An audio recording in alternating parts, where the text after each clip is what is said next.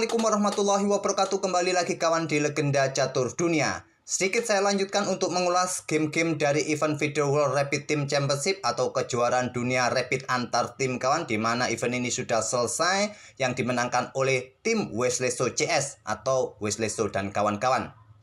Lihat kawan, anggotanya Wesleso ini pemain kelas kakap semua, Duda Pragnananda, Alexandra Kostenuk, ataupun Hoyifan pecatur nomor 1 dunia wanita dengan elo tertinggi saat ini kawan. Vincent Kemmer ada di belakang, Abdus Satrop dan Iyane Puniaci. Event ini berlangsung selama 12 babak dengan permainan rapid kawan. Dan kemarin sudah kita lihat permainannya Danny Dupop. Sekarang giliran kita akan ulas salah satu permainan dari anggota Wesleso CS. Saya pilih permainannya Abdus Satrop kawan. Langsung ke papan analisis dari game Abdus Satrop melawan Robert Rabiega kawan pada babak ke-12. Abdus Satrop ini kawan hanya diturunkan 9 game kawan dari 12 babak yang dimainkan setiap tim. Jadi setiap babak ada 6 partai kawan. Jadi tidak semua pemain atau semua anggota bermain. Jadi ya gantian kawan, mungkin ada yang absen babak pertama, kedua, gantian di rolling seperti itu kawan. Dan kebetulan Abdus Satrop ini hanya bermain 9 game, memetik 6,5 poin kawan, hasil dari 4 kali kemenangan dan 5 kali remis kawan. Dan langsung saja ke permainannya kawan pada babak ke-12 menghadapi Robert Rabiega. Abdus Satrop pegang putih dan di sini mengawali dengan pion D4. Dibalas dengan permainan pion menteri juga dengan pion D5, kuda F3, ada kuda F6, gajah G5. Apa nama pembukaan ini kawan? Ini adalah Tromposki attack. Yang biasanya Tromposki langsung kawan setelah pion ini didorong maju ke petak D4, kuda F6 terlebih dahulu sebelum pion pusat, baru gajah G5 langsung Tromposki attack. Yang biasanya pilihan utamanya adalah kuda ke petak E4 kawan. Ataupun juga ada yang memainkan dengan pion E6. Kalau pion E6, putih melanjutkan dengan kuda F3 ini, counter attack dengan pion C5, ada pion E3 dan gajah E7 kawan. Jika memainkan kuda ke F6, tapi pion D5, kuda F3 tadi, kuda F6 dan gajah G5 Tromposki attack. Dan di sini kebanyakan kawan hitam akan meresponnya dengan langkah pion E6 langsung kawan. Tapi sekarang kuda ke E4. Gajah dipertahankan mundur ke H4 oleh Abdus Satrop dan pion C5 counter attack dari hitam. Pion E3 untuk perkuat posisi pion pusatnya, buka akses bagi gajah segera keluar juga, dan kuda C6 lanjut Rabiega. Abdus Satrop melanjutkan pengembang kuda B ke D2 menantang pertukaran kuda. Dan di sini menteri keluar ke petak B6, backup petak-petak gelap ini kawan, atau pressure pion yang ada di petak B2 bisa jadi pilihan. Kemungkinan kalau menteri ini bergerak ke petak B6 kawan, putih akan merespon dengan pion C3, mencoba melepaskan pion yang di sini. Kalau diambil oleh menteri kawan, maka berikutnya bisa dijawab dengan langkah kuda pukul kuda terlebih dahulu, diambil balik oleh pion. Di sini kalian bisa melangkah kuda D2, memang terlihat pion ini jatuh. Kalau diambil oleh menteri, bisa bergeser benteng kawan untuk mencoba mendapatkan balik pion hitam di petak C5. Kembali lagi ke langkah aslinya kawan, itulah opsi-opsi dengan langkah menteri ke petak B6 terlebih dahulu, tapi hitam mendahulukan pertukaran pion pusat dengan pion C pukul pion D4. Di sini ada opsi kuda pukul balik kawan, nanti kuda hitam akan mendahului pertukaran kuda D2, diambil balik oleh menteri, barulah sekarang menteri keluar ke petak B6. Tekan kuda di sini untuk menghindari juga diagonal ini agar bisa bermain dengan pion E-nya, tekan pion yang di sini kawan. Oke, kembali lagi ke langkah aslinya. Tapi memilih langsung pertukaran kuda pukul kuda E4, lanjut Abdus Satrop, diambil balik oleh pion, barulah sekarang kuda ambil balik pion hitam D4 dan tidak melanjutkan baku hantam sekali lagi di sini kawan. Kalau baku hantam sekali lagi, bagusnya diambil balik menggunakan pion, nanti bisa disusul dengan pion C kawan. Tapi menahan diri mengeluarkan menterinya ke petak B6. Idenya sama seperti tadi kawan, pressure petak D4, pressure pion B2 untuk menghindari gajah ini kawan pada diagonal gelap. Di sini gajah B5 untuk mencoba mengunci kuda agar tidak melakukan pertukaran kawan, sekaligus blokade ancaman terhadap pion B2-nya. Gajah D7 melanjutkan pengembangan, mungkin persiapan rokade panjang ataupun juga untuk perkuat posisi kudanya di sini kawan. Dan di sini pion A4 untuk berikan backup gajah yang ada di petak B5 dari ancaman menteri merupakan pilihan terkuat kawan. Tapi Abdus Satrop mencoba menahan diri. reposisi gajahnya pada diagonal ini kawan, dan ternyata rangka ini rangka yang kurang presisi, tapi sayangnya hitam tidak mampu memanfaatkannya kawan bermain dengan pion E6.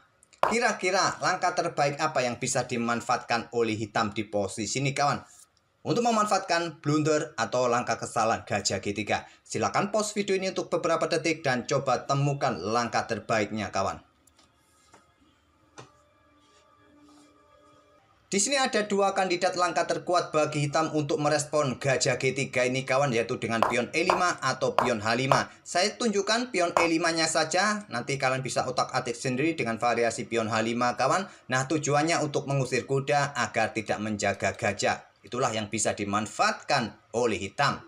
Kan kuda bisa pukul kuda? Bisa. Kalian jangan ambil balik kuda, pilih gajah kawan. Tujuannya menteri akan mengawal petak terang untuk mencegah Raja Ropada. Sementara kuda ini masih dalam ancaman gajah ataupun pion kawan. Nah, kuda mungkin ambil pion yang ada di petak E5 untuk ancam gajah juga. Gajah kalian pindah ke petak E6 untuk awasi ruang-ruang pelarian kuda ini kawan. Pion F6 bisa dilanjutkan nanti. Mungkin putih akan usir menteri terlebih dahulu. Menteri akan tetap mengawasi area terang ini kawan. Nah, kuda dalam posisi terjebak. Mungkin kalian coba backup dengan pion H3. Saat ada pion F6 ini, kuda ada backupnya kawan. Tapi masih ada pion yang usir kuda. Kuda kalau kalian tarik mundur ke peta H2, giliran gajah ini bisa terjebak kawan. Itulah repotnya di sini. Terjebak gajah. Apalagi kalau kalian berpikir mencoba nanti backup kuda ini dengan pion B3 kawan. Tadi seperti ini, tidak pion H3 tapi dengan pion B3. Nanti lompat ke sini. Malah menteri kalian akan jatuh. Karena di sini gajah akan melakukan skak dan ruang terang ini sudah dijaga oleh menteri. Kalian sudah tidak bisa blokade dengan pion lagi kawan. Masih bisa disekat dan kalian harus menyerahkan menteri kawan. Itulah yang bisa dimanfaatkan oleh hitam dengan pion E5 dari blunder gajah G3, tapi melewatkannya dengan pion E6. Rokade langsung kawan. Di sini Abdussatrob mengamankan raja. Dan ada benteng D8 pilihan stockfish kawan, tapi memilih usir gajah. Gajah sikat kuda C6 lanjut Abdussatrob, diambil balik oleh gajah yang terkuat dengan pion kawan. Tujuannya agar gajah tetap mengawal pion E6. Tapi memilih ambil gajah C6 kawan. Silakan pause video ini untuk beberapa detik lagi kawan, untuk mencoba menemukan langkah yang bisa dimanfaatkan oleh putih dari blunder atau kesalahan gajah ambil balik gajah C6 tadi. Cluenya atau petunjuknya sudah saya tunjukkan tadi, yaitu gajah ini reposisi tidak lagi menjaga petak yang lain kawan, bisa kalian manfaatkan. Oke, apakah sudah ketemu kawan? Abdussatrob mengorbankan kuda kawan, ambil pion E6. Dan tujuannya melakukan skak garbuan berikutnya jika tidak diterima kawan. Kalau diambil menggunakan pion F kawan, menteri ini akan meluncur ke petak H5 skak. Kalau blokade dengan pion, menteri ke sini kawan, ancam benteng. Benteng kalau bergerak ke petak terang, pion terancam jatuh, benteng jatuh juga. Repot sudah kawan. Ya, yang paling logis, raja bergeser ke petak gelap. Nah, salah satu benteng akan digeser ke pusat kawan. Anggap contoh benteng A. Untuk nanti kuasai lajur pusat, ataupun gajah siap meluncur ke sini nanti mengikutinya kawan, repot juga. Di sini hitam memilih geser benteng ke lajur C untuk perkuat petak C7-nya kawan. Dan Abdussatrob melangkah menteri ke petak G4. Di langkah ke-14 ini lawannya menyerah langsung kawan. Hanya 14 langkah saja pada babak ke-12 Abdussatrob memetik kemenangan. Idenya apa? Idenya ya ada ancaman discover di sini, benteng jatuh, ya sudah kolaps lah posisi hitam di posisi ini kawan. Nanti kalah kualitas perwira juga. Anggap contoh gajah ini ditarik mundur untuk ancam kuda di sini kawan. Kuda ambil pion skak, mungkin kalian sikat kalau bergerak mundur saja atau bergeser saja ke petak D8 kawan. Di sini bisa mengikutinya benteng AD1, gajah sudah tidak bisa ngapa-ngapain lagi. Raja pun juga tidak bisa melintas ke petak gelap kawan di sini. Dan gajah pun tidak bisa dikeluarkan. Repot juga di sini kawan.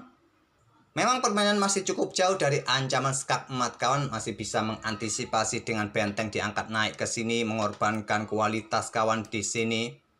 Tapi posisi raja sudah tidak nyaman lagi berada di pusat. Gajah kena pin posisi benteng tidak bisa ngapa-ngapain lagi kawan. Kalaupun benteng sekarang bergeser untuk ambil kuda di sini, ya satu langkah berikutnya skakmat sudah kawan. Ke sini skakmat, tak bisa ngapa-ngapain lagi. Tak perlu saya lanjutkan lagi, kalian sudah pintar untuk mengotak-atik variasi yang lain kawan. Ataupun pergerakan yang lain, ambil contoh seperti apa, silakan kalian pilih. Posisi raja sudah tidak nyaman lagi di pusat. 14 langkah Abdus Satrop memetik kemenangan. Itulah salah satu permainan Abdus Satrop kawan yang memperkuat tim WR Chess dari Wesley So dan kawan-kawan. Oke, semoga permainan dari kedua pemain tadi dengan permainan Tromposky Attack yang dipilih oleh Abdus Satrop, di mana jalurnya tadi sedikit berbeda, di mana Tromposky biasanya langsung kawan, tidak dengan pion D5 tapi kuda F6 terlebih dahulu langsung gajah G5. Tromposky Attack jalur utamanya adalah kuda ke peta E4 kawan untuk ancam gajah. Gajah biasanya tarik mundur ke peta F4 dan seperti biasa kalian lanjutkan dengan pion D5 di sini. Ya, masih cukup standar. Dalam pembukaan secara teoritis, langkah prinsipal bisa kalian lanjutkan kawan. Oke, sekali lagi terima kasih. Kita akan bertemu di video-video berikutnya. Wassalamualaikum warahmatullahi wabarakatuh.